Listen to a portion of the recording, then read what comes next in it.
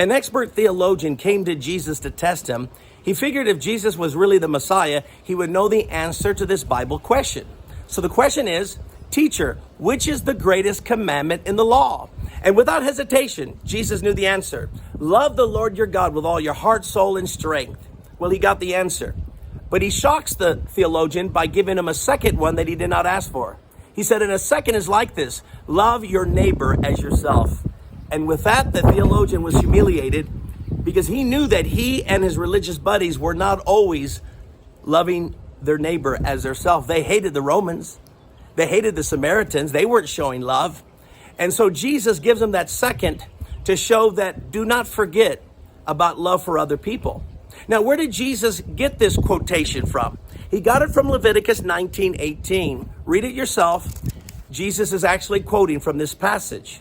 But that got me to thinking, wouldn't it be good for us to actually read Leviticus 19 to find out in a practical way, how do we show love to our neighbor? See, love is not something that you think you have in your heart. No, it has to be shown in tangible action, in real ways. So as I read Leviticus 19 this morning, I started to see the practical ways to love my neighbor. Verse 9, he says, when you reap a harvest, don't reap it all. Leave some of it for the poor. So you ready? A portion of your money should be going to help the less fortunate. If you do not help the less fortunate, then you do not love your neighbor as yourself. Yeah, but they should get a job. They should. See, don't give all the excuses why there are some people who are lazy, some people who don't deserve charity, because there's a lot of folks that do deserve charity, and we ought to be able to help them. A lot of people give to our church knowing we help the poor. So they're hoping our monies will be used to help the poor, and it is. How about you? Maybe your church does the same. That's where you should be giving, to make sure your church is also helping the poor. But friend, it's also good to once in a while go out and just help people directly, to help charities that are directly helping the poor. Another thing he says in verse 11, do not steal. Oh, that's another one. In other words, you respect people's property rights. You say, well, I don't go robbing a bank. I don't go steal. Friend, you know how you steal? When you buy a pirated movie because you don't want to pay the full price, you're stealing from the movie. Not just the rich actors, but you're stealing from the camera people, the assistant director, the script readers. You're stealing from the set designers, the musicians, the singer. You're stealing from a lot of folks. Yeah, but they already make a bunch of money. Who are you to determine what their salary should be? So you gonna give yourself an excuse to steal because you have deemed that they make too much money? How about when your boss tells you to work? Do you use that time to do personal business? You're stealing from your boss, your employer when you do this. So loving means we totally 100% respect the property rights of others. Then he says, we do not lie. And verse 16, we do not spread slander among the people. Lying and slander is another way to show hatred toward people. You know, slander is subtle. You know, when you speak bad about another person because you think they did you wrong, you know what you often do? You often tell your side of the story and you leave out all your pimples and warts and all of your mistakes and you point out their mistakes. That's slander, when you don't tell the whole truth.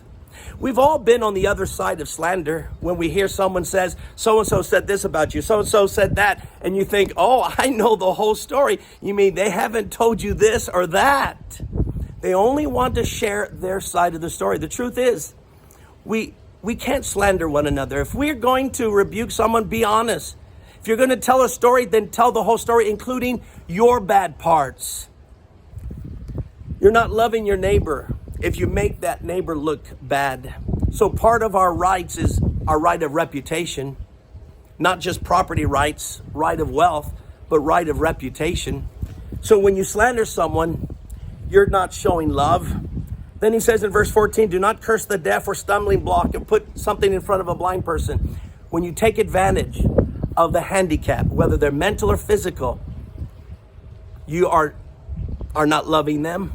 I'm so glad in our country, in America, that we have all these handicapped, the disabled laws, because it's our way to say everyone deserves to be treated as equal citizens. And that's part of love. Then he goes on to say something else. Verse 16, do not do anything that endangers your neighbor's life. When you're drinking and driving, when you're speeding and driving, you're endangering your passengers. You're endangering the other people that are driving, even if your car is empty. You are putting others at danger and at risk. Friend, that's not loving your neighbor as yourself. And then he says, and this is a good one. He says in verse 18, or verse 17, rebuke your neighbor frankly so that you will not share in their guilt. Are you ready? Telling your neighbor the truth when they're doing wrong that's going to hurt themselves and others is also love. Being silent when you see people sinning or going into false teaching, that's not love. Some of you say, well, where's your love, Bishop Brown, when you expose these false religions and you deal with morality and you say this is sin or that's a... Friend, I'm not showing love if I remain silent. So love is also speaking frankly to someone. I mean, look what happened to pop star Michael Jackson. People saw what he was doing to the little boys. People saw what he was doing with his drug habit and having problems sleeping. But what happened? Because of their silence, little boys were hurt. Because of their silence, Michael Jackson died. Being silent when things are going bad is not love. Speaking the truth, as long as we do it out of the motive of love, that helps.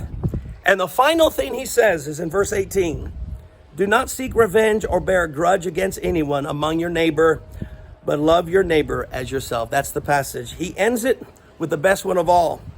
Don't seek revenge. You know, when you feel hurt, it's so easy to say, I'm going to get back at them. They hurt my feelings. They did this. I'm going to make them pay for what they done. That's not loving your neighbor. And bearing a grudge against anyone, how is that showing love? Well, they hurt me. Then forgive them.